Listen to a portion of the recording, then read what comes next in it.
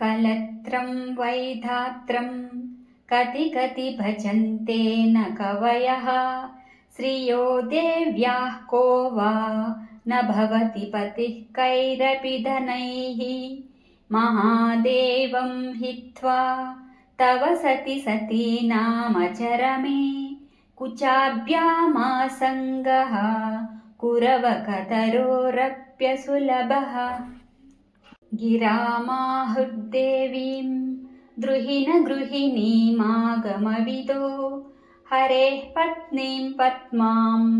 हरसहचरीमद्रितनयां तुरीया कापि त्वं दुरधिगमनिस्सीममहिमा महामाया विश्वं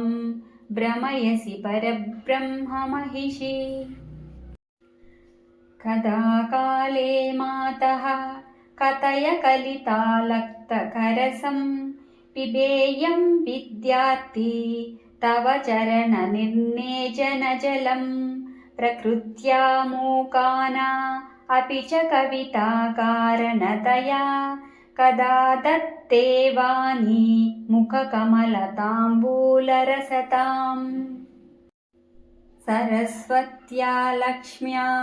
विधिहरिसपत्नो विहरते रतेः पातिव्रत्यं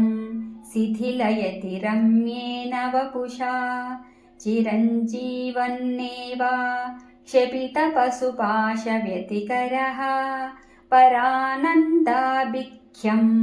रसयति रसं त्वद्भजनवान्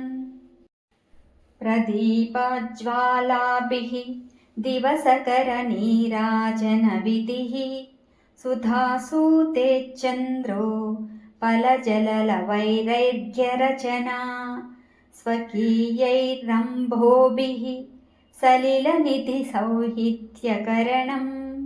त्वदीयाभिर्वाग्भिः स्तव जननि वाचां स्तुतिरियम्